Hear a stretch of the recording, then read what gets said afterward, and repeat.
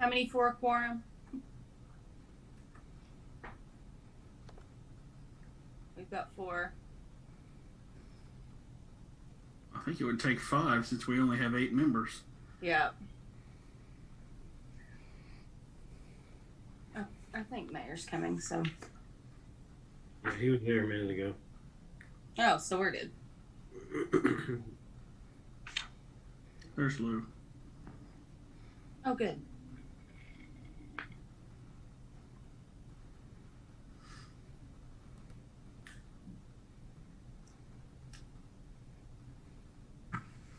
We don't have Mr. Williams yet.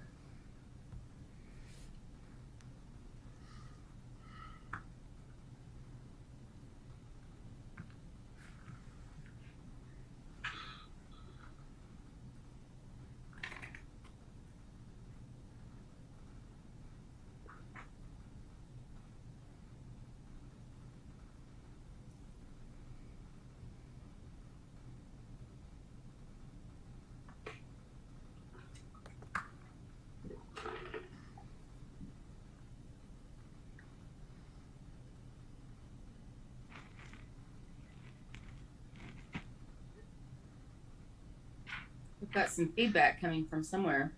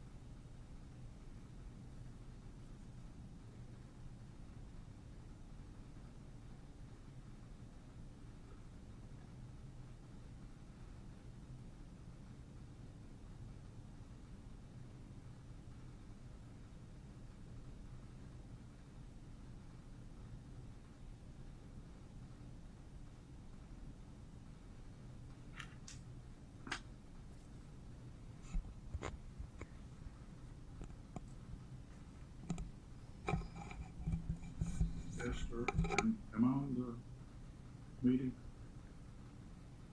Yeah, you're on. Okay, thank you. This is only my second Zoom meeting. I've not done this yet.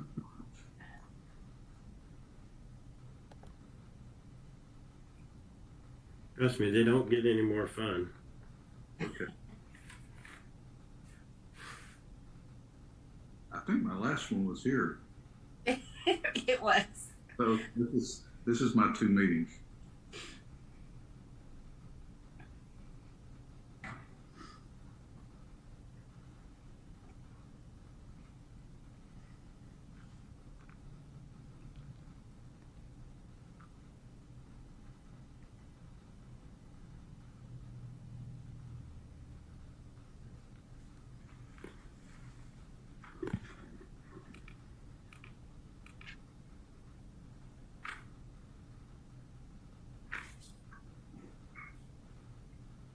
Can y'all hear me?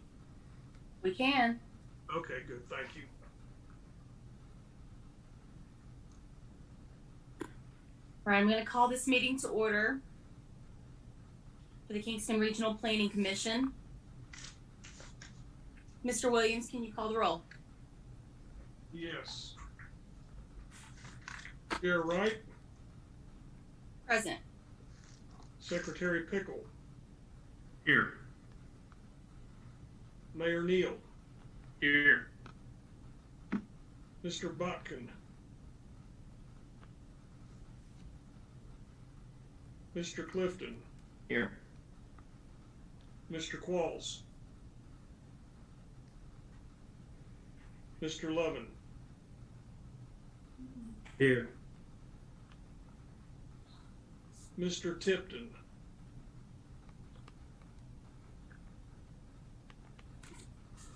and we have 2 vacancies, right? Mr. Burkett and Mr. Gary Lawson. are no longer on the commission. We've got 5 present. That's not technically a majority, but we've got I don't have a copy of the, I think Mr. Qualls is here, is he not? Yeah, I am here. That makes 6. I'm sorry, I didn't hear that. But we do have a quorum, Chair. There's no question about it now, so we can go forward. Sorry, All Mr. right. Williams. I was No, slow that's fine, on the thank you. button. Thank you, Mr. Williams. If everyone's had a chance to look over the minutes, do I have a motion to approve last meeting's minutes? I'll move. Motion by Mr. Second. Pickle. Second by, Oh no, I seconded it. I don't know who was first.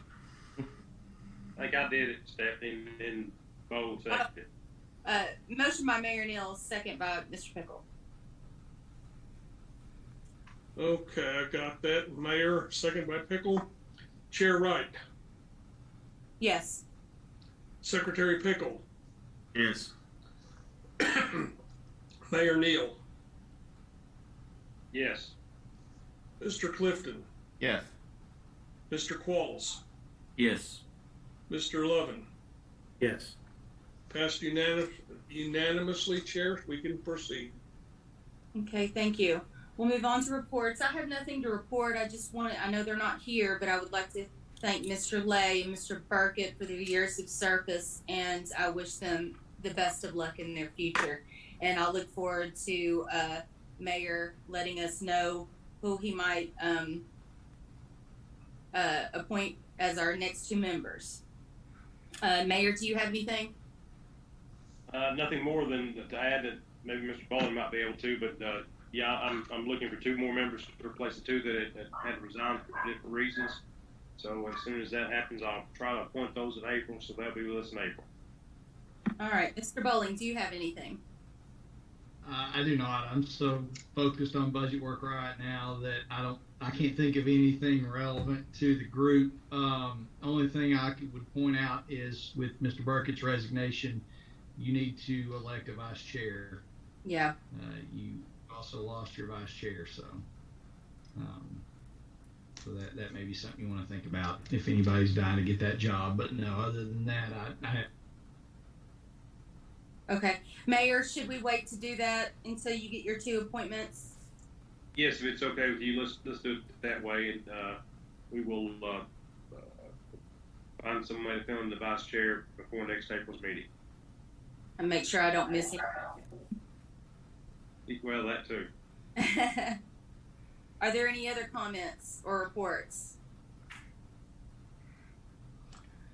All right, I've not heard anything about, I'm sorry, I have not heard anything about the status of the planning regions for Roane County and Kingston. So Okay. I'll try to find out more, and I'll try to call tomorrow, but I haven't heard a thing. Okay, thank you. We've set this next time aside to hear from the public. Is there anyone here to speak? I think everybody that wants to speak is on the agenda already. So we'll move on to our first agenda item, discussion guidance on the proposed subdivision of 8.37 acres along Willowbrook Drive by April Shepherd. And I think she's here. She's muted.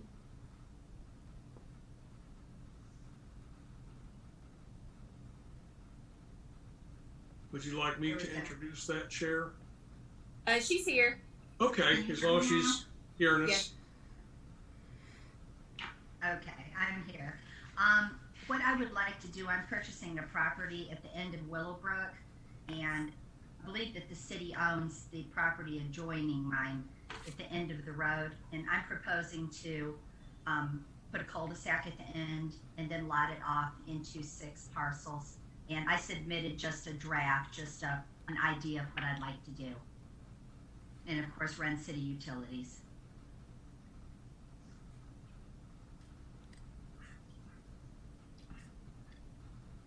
Mr. Williams, have you had a chance to look at this? I have. Ms. Shepherd's not asking for an approval or anything like that tonight, so we're not here to approve a preliminary plat or anything. She's just seeking some guidance and wanted to make sure that what she's proposing would be acceptable to the Planning Commission, at least in theory, before she goes to the expense of having it surveyed.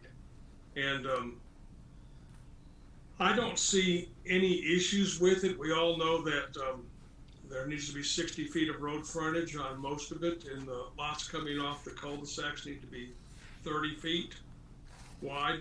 The properties look like they'll be a lot larger than since this is R3, the lots can go down to, I think 7,500 square feet, same as the R2 district. So anyway, there shouldn't be any problems meeting that. She'll need to have water and sewer extended along with the road. And of course, the road will have to meet the road standards, both in construction and design. Same with the cul-de-sac, and that would be in the subdivision regulations. And I'm, you know, if everybody's happy with the proposed design, I can get her anything she needs so she can go forward with the subdivision of the property. Okay, I have two questions, and I don't know if we can get this answered in this meeting. The first question is, Willowbrook Road looks like at one time, if you look in the comptroller's map, property assessor's map, there looks to be a road that extends further than the asphalt that goes by the property and then enters onto Page Lane. Is that a concern at all with the cul-de-sac? Well, I don't think it actually goes onto Page Lane. No, there does not look to be a road there right now, but it looks like there's some kind of dedication between Willowbrook and Page. Looks like there was a right-of-way dedicated at one time. Is that what you're saying? Oh, well, that's the way that nobody's being assessed for it. It's a road of some kind, or a right-of-way of some kind that connects Page and Willowbrook. I just wanted it's not a concern except for the cul-de-sacs, because I don't know if we can cut off that access. So that was I don't think the cul-de-sac would be a problem. Okay. There are subdivisions I've seen, not in Kingston, that have like a cul-de-sac. Like you go down the road 100 feet and there's a cul-de-sac without it, you know, being on a stem. And there's lots off of that. I don't think there's a problem with this. It just needs to be built to the standards and have her, you know, have the lots come off appropriately, you know, at 30 feet or 60 feet, depending on where they are, you know, 30 feet or 60 feet of road frontage. Okay, the second question I have is, it looks like our city boundary cuts off at the corner of the property. And I know in previous people that have brought to us that their mortgage companies have required us to annex the rest of the property. I don't know if this specific property, it's definitely, for the majority, it is in the city, but that back corner is in the county. I just want to make sure there's no issue with that as well. Are there any other questions? I've got one. The property around Willowbrook Drive, just that small sliver, you know, sort of surrounding the cul-de-sac and whatnot. Who owns that? Usually when a cul-de-sac gets put in, it gets put in on the property that the lots are being made out of. But this seems like there is property around this proposed cul-de-sac that's not part of any of these lots. You see what I'm getting at? Is the piece of property that I was talking about that looks like a right-of-way? Maybe, I don't know. I mean, I'm looking at this drawing, and you know where the asphalt ends is in the middle of a piece of property somewhere. You know, yeah, that's not one of these 6 lots. Yeah, that's what I'm talking about. It is not assessed. That means it's been dedicated as a road or a right-of-way or something. It appears Okay, so in our the city owns that. Well, What does POB mean? point of beginning. Point of beginning. Thank you.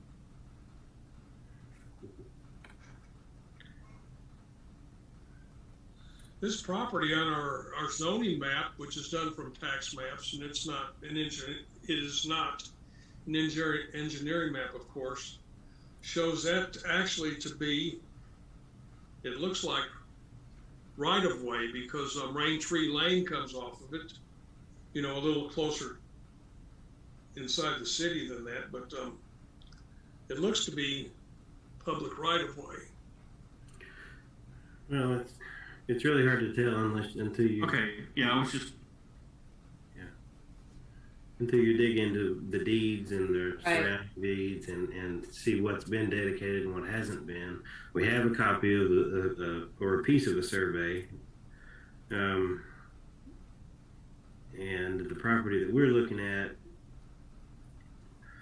there is right of way, and it doesn't look like the what's shown on the property assessor's map is going to be affected by the division of this property.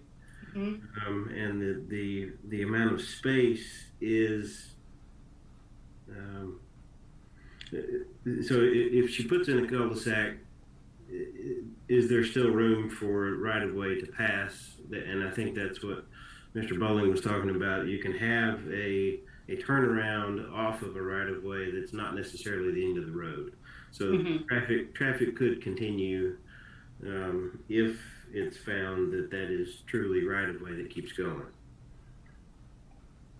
Okay, but as far as the property itself, what she's coming to us for, does it look like she is able to do what she's proposing to do before she goes and does it? We want to give her the permission to go ahead.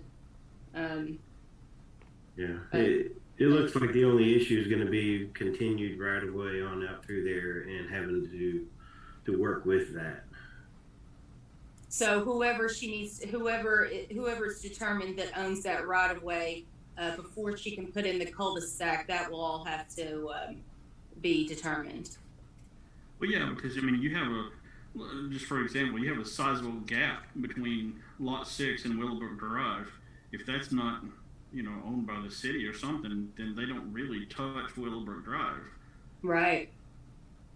It's not owned by the city. Obviously, our Willowbrook Drive dead ends there.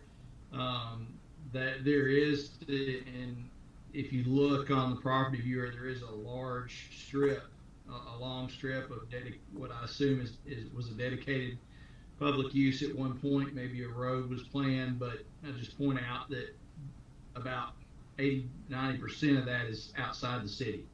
Right. So the city limits along, kind of running with Willowbrook, doesn't go much farther than the end of Willowbrook. So if that makes sense.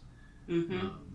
So again, it would probably take some research to figure out what that was dedicated to, and you guys would know this better than I. I don't know if a dedication can be reversed, but I have no idea what the history on that is, but most of that is not in the city. Yeah, those were my two concerns, was the city line and that road, non-road. I just want to make sure that that they're actually going to have the correct frontage, or we're going to be able to count it as frontage. If it's not actually touching, if their property doesn't really come up to the, 25 feet from the center of the road or something. You're right. You're It's a little absolutely right. unusual. You're absolutely right. The property will have to be dedicated, if it's not already, to the city along, with the roadway, with the proposed improvements. If you look at this on the property assessor's map, I'm assuming all this is encompassed within parcel 53. So could you not just back up a little bit and do the cul-de-sac a little farther back, and then you're definitely still, it's a city road at that point. Like I said, beyond that, I don't know what you're getting into, but it's clearly a city road, a city street up to the end of the pavement. So that may be an option. I don't know. Just throwing that back out there as I look at the property viewer that, Willowbrook runs parallel to 53 for quite a ways there. So I don't know if you're married to the location of that No, not at all. cul-de-sac or that way. No, not at all. I'm totally open to. But then, would lot one then touch it? If you move the cul-de-sac closer back toward the end of the asphalt, there's going to be a huge gap between lot one and the cul-de-sac. If that's city property, then there's nothing that states that the property actually has to come close to the road. It just has to be dedicated and right of way, and have No, if it's appropriate width. So April, it looks like we're all in agreement that we want you to be able to do what you want to do, but unfortunately, without a survey, we can't really determine what are the steps that are going to need to be taken in order to accomplish what you want to do. Okay, and this was actually a recent survey. I just scaled it down, but so do I need to have it lotted out by a surveyor also? Yeah, that's what I mean. Until Okay. I would ask the surveyor about the extended right of way out through there. Do a little bit of research on some of those other properties and see what's there, and that way you can be advised as to where to go from there. Okay. That needs to be settled. I agree. Okay. Thank you. Thank you, Ms. Shepherd. Oh, April, one more thing.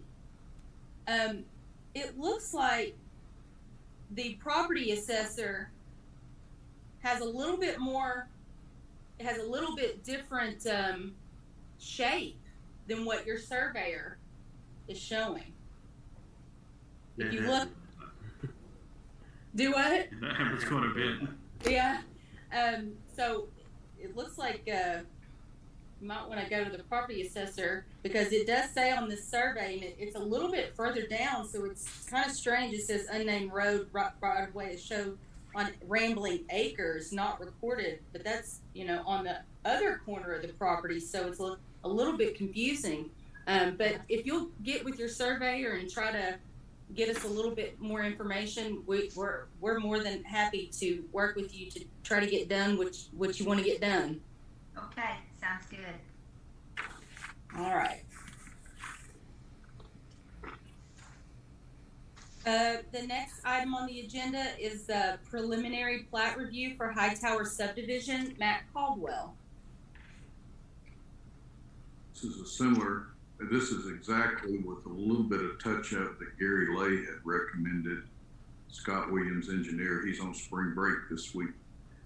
But we are looking towards sort of renewing that preliminary plat and taking another run at construction costs and see if we can get the numbers to work. And that was the similar to the one that, or exactly the same as the one that was approved before. Mr. Caldwell's preliminary plat expired after a year. So he's asking that this be approved or extended, or I guess probably the way to look at this is a new plat, since the other one expired. And this has been changed just a little bit.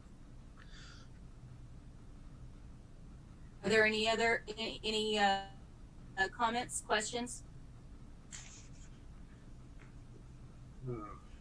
Let's see. So the location of the road that you have that connects Hightower with, what's the name of this other road?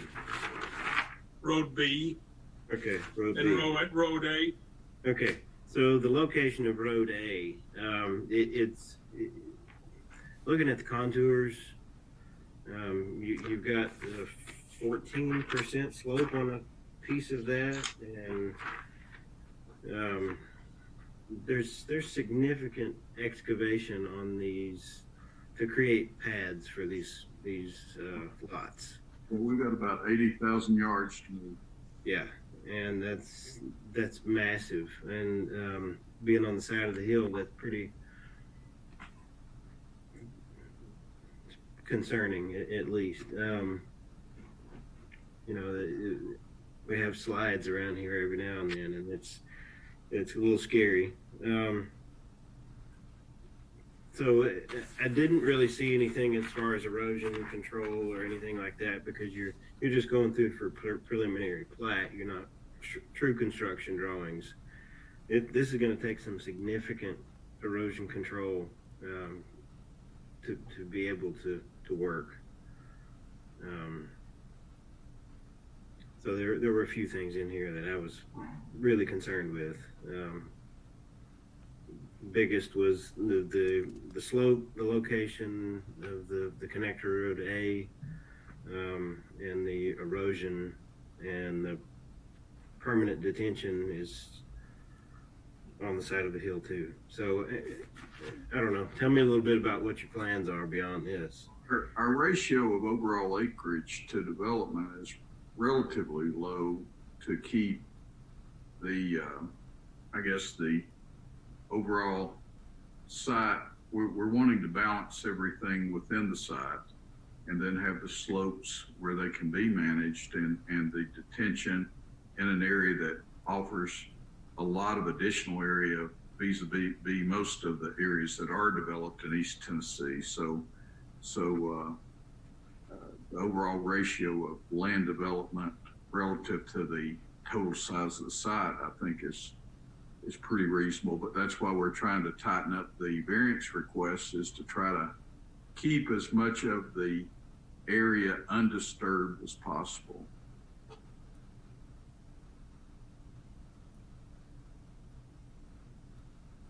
So the clear, go ahead.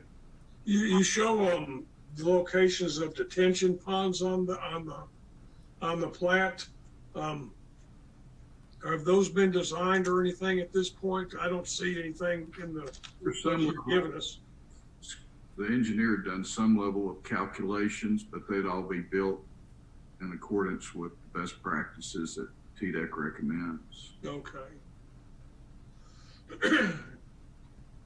And all to the standards of your pre and post development requirements. Okay.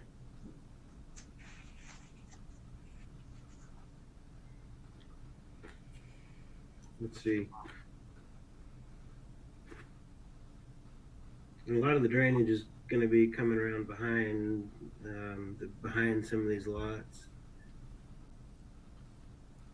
Right. And the detention ponds are going to be inaccessible from anywhere. Have you thought about proposing a perimeter road for maintenance of these slopes, or something that you could get in there to actually do? Because if you do have a failing situation in there, you're not going to be able to get to it, and that's a concern. And you don't own south of there, you do own west of that. I think the engineer's concept was to disturb as minimum as possible. I mean, we could look at additional perimeter access, but you're just adding to the taking of the trees and all of the existing management that's in place by Mother Nature.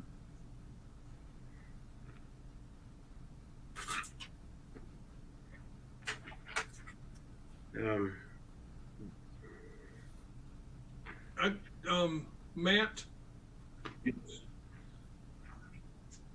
I've got a small scale map, or a large scale, depending on how you look at it. And I've looked at this online and blown it up.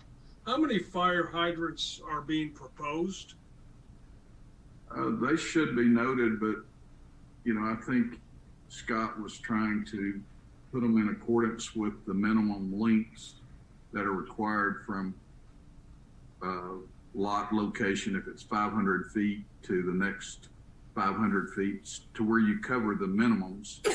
It looked like I saw 4, but I'm not sure if I saw the if I was reading the key right, you know what I mean? Because of the scale. Right. And, I only see 2.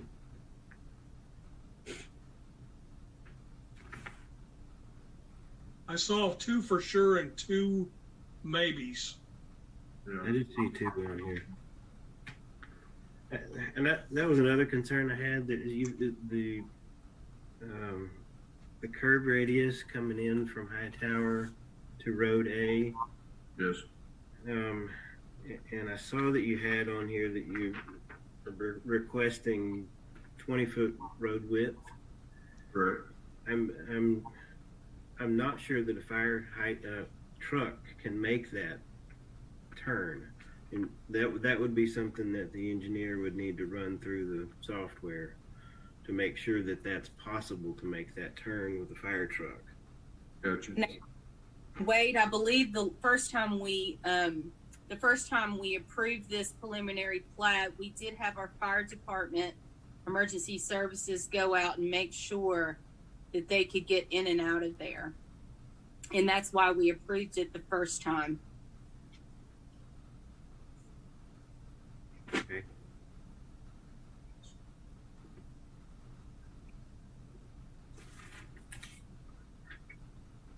Are you still wanting to maintain the variances that were requested before? Yes, again, we're trying to minimize the amount of disturbance, and it's still rather expensive to build slabs, and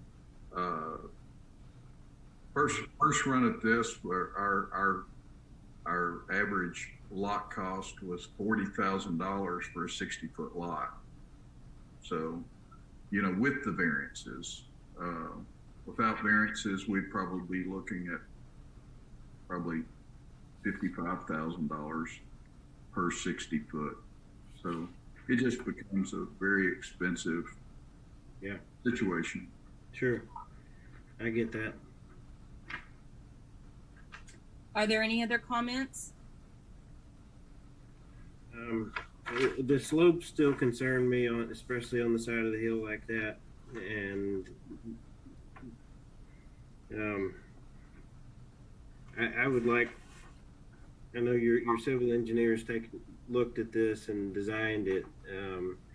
It would be helpful to consult a geotechnical engineer to get their opinion on this. Just because of the amount of slope you're going to have on these, and my concern is the potential failing. So that's what I would say. That it'd be nice if you consulted a geotechnical engineer. I was hoping Scott would be here tonight, but were his slopes as noted on those? The road is the only thing we have profiles on. I believe it's 14%. Yeah, the 14 is the steepest one, and that's a short tangent section coming up the hill. The rest of it is less than that. And we do allow up to 14% slope in the subdivision regulations. Right. I mean, if for our final plant we had a geotechnical engineer and he recommended a little less slope, we could look at a little bit different profile on that. But for the most part, it's not the roads that I'm concerned about, because I know that after you get everything built, armored, and tacked down, that asphalt's not going to go anywhere. Right. It's the slopes around these houses that I'm concerned with. That's my issue. What are you thinking? What are you interpreting the field slopes to be on the I don't know. I mean, I'd have to get a scale out and start doing math. I don't want to do that right now. Well, I'm just saying this particular engineer has, he's just designed a lot of subdivisions. Sure. Particular. Yeah. I've done a bunch of them too. I'm just saying that is a concern, and I feel like that it would probably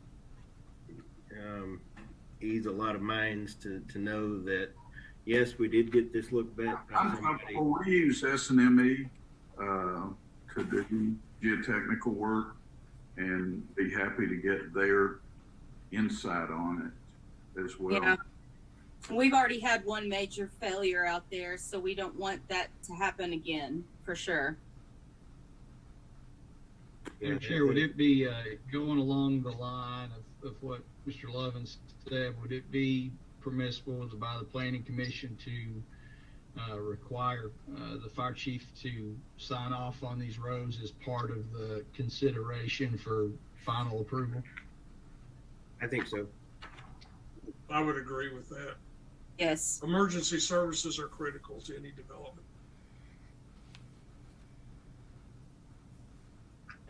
So is this something we are voting on? Yeah, I feel like we just need to see a lot more engineering and detention, erosion control, some geotechnical insight. Other than that, I don't have a problem with it. So.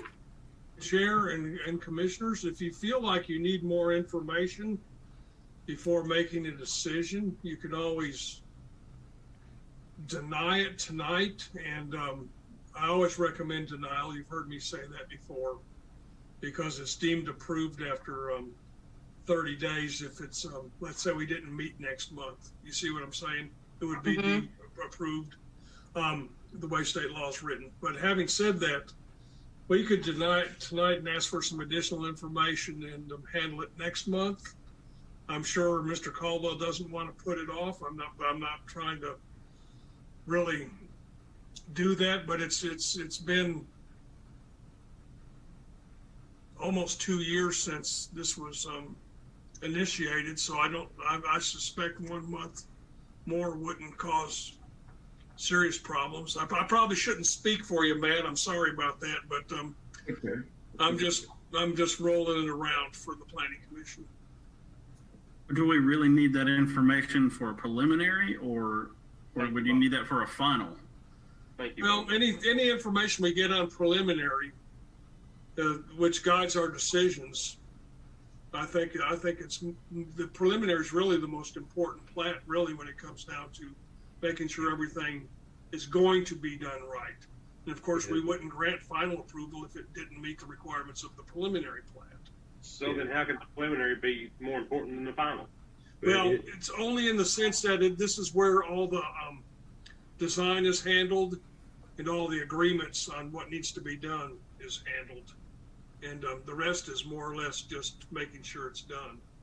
Of course, you can't have a subdivision without a final, Mayor. And I mean, you're right. It's it's critical. You can't have a plat without it, without an approved final. So anyway, I'll let the Planning Commission decide which way they want to go on this. I'd like to make a motion to approve the preliminary plat, and when you bring the final, let's address all of those ahead of time. That way we can keep it moving. All right, we have by Mr. Levin. Do we have a second? I'll make a second, and I think that Mr. Caldwell is well aware of the concerns that the Planning Commission has and should take care of those on the final plat. Second by Mayor Neal. Ready for a roll call vote? Yes, sir. Chair Wright, Yes. Secretary Pickle, Yes. Mayor Neal, Aye. Mr. Clifton, Yes. Mr. Qualls, Yes. Mr. Lovin. Yes. Chair, it passed unanimously. We can go forward. Very much. Matt, get back with us when you get the information. We'd like to be able to get this done for you, okay? Thank you very much. Thanks. Thank you, Matt. Thank you. The next item on the agenda is a rezoning request, C1 to M1 property at 215 Franklin Street by April Shepherd. And I think we've discussed this in our last meeting briefly. There is a gentleman that is wanting to open up a cabinet shop on the piece of property behind Roane County News. That property is zone C1, and apparently cabinet making is considered light manufacturing. So we want to be able to bring another business to Kingston, so we need to figure out what's the best route for this. April, do you have any comments? Oh, she's gone. No. Mr. Chairman, the question I have, and Mr. Williams can probably answer, is can you just reach out there off something and stick an M1 right in the middle? Right. Well, of course, the city can do whatever it wants to now. Whether certain things are legally defensible is a different story. That's not what my attorney would say. Well, that was sort of the discussion we had in the email chain earlier this or last week or whenever it was. It was, is this really, if somebody challenged it, would it hold up? Right. It's not spot zoning. Mm-hmm. And it almost looks like it's spot zoning. Mm-hmm. And It again, kind of feels that way. spot zoning's not an exact science either, because if you're just doing it to do somebody a favor, that's where the courts have really upheld that spot zoning is legally not defensible or illegal. If you're doing it because it's the right thing to do, given the conditions of the surrounding property, giving all things considered, sometimes it makes sense to zone one piece of property. It's not an exact science, and there's no absolute rules, just general rules and how the courts have operated.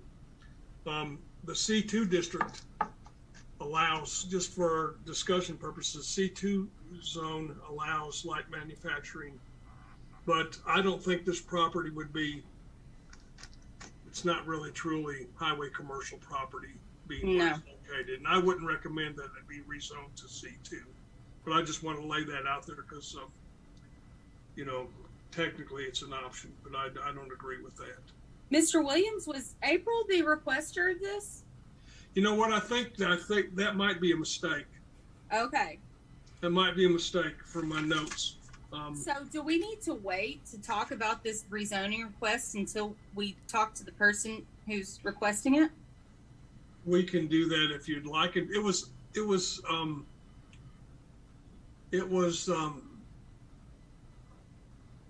us that discussed the rezoning more than actually the party that wants to put that in there. The party it was informed that it was not allowed in that particular zone.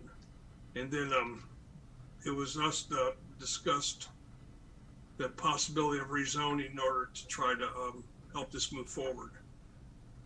And I know that I had asked a question about Roane County News. I didn't know if they still printed their newspaper there, because that would be considered light manufacturing, and that would make it a little bit different, because you would just be rezoning the proper zoning. But as far as I could tell, I don't think they print their paper there anymore. But Mr. Bowling, do you have any comments? Yeah, I was just going to say, I don't know who, I'd have to go back and look through the emails to see who was proposing this, but clearly they're not on the meeting tonight. Right. But assuming they're going to come back next month and not to delay this any further, Sandy and I have talked about it a little bit. I think you could definitely make the argument either way about spot zoning, and of course, somebody can sue you for anything. But he and I would both recommend that if there's a chance this could come up as soon as next month, that we get MTAS to look at it and give us an opinion on whether they think it's spot zoning or not. So if you're good with that, we can go ahead and submit that to them, and maybe we'll have that by next month if they come before you. Okay, great. We will put this off until we hear from MTAS opinion. Well, what's the historic use of the property? It's storage. Isn't that where the crane place was, the training center? Mm-hmm. Is that right, Mr. Bowling? Yes. Yeah, it's a training facility, or was a training facility for crane operators. So it definitely had an industrial theme, if you will. But there's it's bordered by commercial property on at least one side. But again, I think you could make the argument either way that on the spot zoning. But I tend to think that we have other examples, not just here but other places you could point to when you look at industrial property adjacent to commercial property. But again, it would be a good idea to have MTAS give us a second opinion on that. The person who wants this, who's wanting to do this, is a man named Vladimir Pinzar. I don't know if you know that person. That's a new name to me, but anyway, I've got his contact information. I'll contact him tomorrow and tell him where we are with this. Am I wrong, or is that where the Shootings Automotive was? Is that anywhere near that? Yes, I think it is. I think it's right up above it. It's the next lot right above Yeah. where Shootings is. Okay. Yeah, right behind it. Okay, well, we'll wait on this until we have an opinion from MTAS. Okay. All right, the next item on the agenda is the proposed rezoning of C2 to R1, 3 lots along West Race Street and Circle Drive. Mr. Bowling, I'll let you explain this.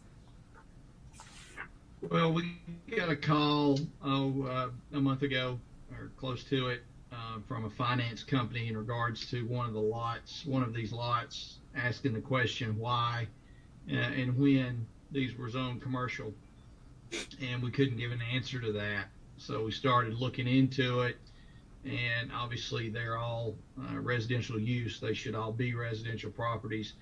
I don't know. I know David went back. They looked through their records at old maps. We can't find any record of the minutes of it ever being zoned commercial. My hunch was maybe it was an error in the drawing of the original zoning map. I don't know. But in talking to Sandy about it, and I think David, I'm not going to speak for David, but I think you agree that the only real way to fix this is to rezone it to where it is correctly designated. So I agree. Any other comments? So what? Do the property owners care about this? I mean, is this something they've initiated or? One of the lot owners, yes. Okay. All right. It looks like it is a measurement thing that if you look how the zoning line went, it was going straight, but if they had kept going straight, it would have went through the center of the lot, so they encompassed all the lots. I'm thinking that's what it looks like it happened to me. What kind of action do we need to take, Mr. Bowling? Well, it was, of course, it was referred to the Planning Commission by the City Council. Council will have to vote, 2 readings and a public hearing to rezone it. There will have to be an ordinance to that effect. So, I mean, we could come back next month. David, I'm assuming we'd need to come back to Planning Commission next month with that ordinance. Is that? We can make a recommendation tonight if you'd like. I've got that ordinance. Yeah, you can make a recommendation. I think the Planning Commission go ahead. State law says just make a about- recommendation on the rezoning. They can do that tonight or next month, whichever What one. he's saying. I'm sorry, I'm talking over you. I don't mean to. Do I have a so zoning? Yes, I'll take it. Second. Okay, motion by Mayor Neal, second by Mr. Loving.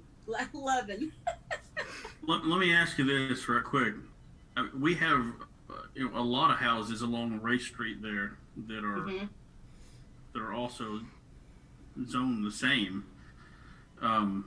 Is there any particular reason we're addressing these and not all of them, or? Well, it seems like when they did the zone, they just drew it on both sides of the road. Everything that was basically touching Race Street. Mm-hmm. And so I'm just curious, all the houses across from, old Rosedale florist and all that, are they going to come back and want to rezone too? Well, and that was my Are question. we excited Well, about that or not? no, that was a point I made as well. Are we opening a Pandora's box? But the way it was explained to me is the lots directly adjacent to Race Street are correctly zoned commercial, and these lots do not front Race Street, with the exception of the one.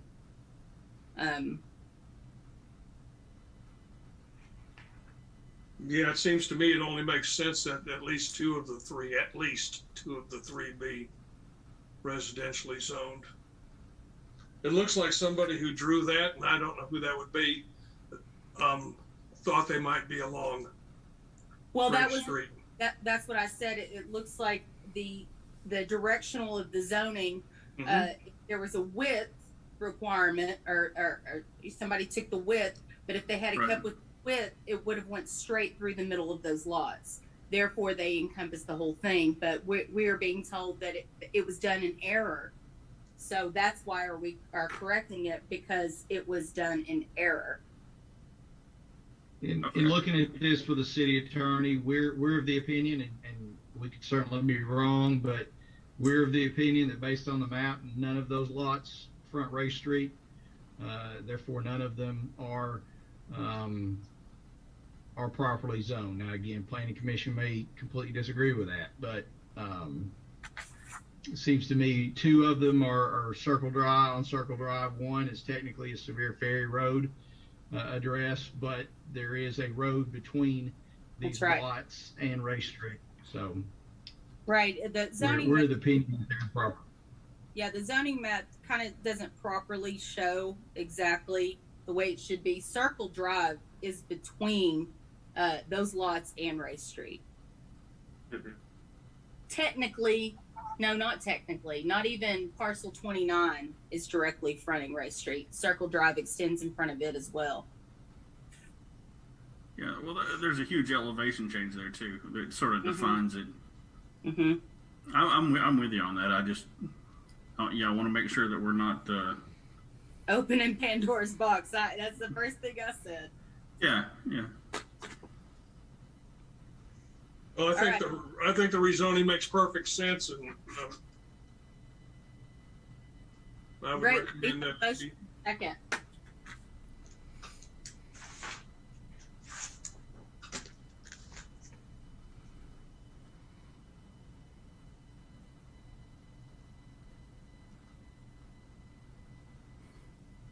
Need to call the roll. Yeah, I'm sorry. Got a motion by the mayor and a second by Mr. Lovin. Yes. Chair Wright. Yes. Secretary Pickle. Yes. Mayor Neal. There was an aye. He said aye. Okay. I figured he would. I just didn't hear it. Mr. Clifton. Yes. Mr. Qualls. Remind me again what I'm voting on. It's been a while. You're voting on to rezone those three lots back to residential R1. Okay, I'm going to say my only concern is there seems to be three lots involved, and is everybody, all three of those parties, aware of any of this? But given that, I'll say aye. Okay. And Mr. Lovin. Yes. Chair, it passed unanimously. I've got an ordinance ready to go. I will email it to you tomorrow morning, David. I did it while we were right before our meeting tonight. So Okay, that'll be fine. I was just going to point out to Mr. Qualls that as part of the process prior to this becoming official, those three property owners will be notified, and there will be a public hearing involved. So, Understood. Thank you. You're welcome. All right. The only other business that we have, I wanted to talk to you all about. Is everyone comfortable with meeting in person starting next month, or do you want to give it another month? I'm fine with it. I'm fine. Meeting in person? Yes. Yeah, I go either way. I'll have my second COVID shot by then. Oh, perfect. So I'll just be a super spreader. I'll be well. Goodness gracious. I don't have any problems with it. Okay, great. Well, let's plan on meeting in person next month. If there's no other business, all in favor say aye to adjourn. Aye. Aye. Aye. Have a good day. Rest of your night. Thank you, folks. Good to see you.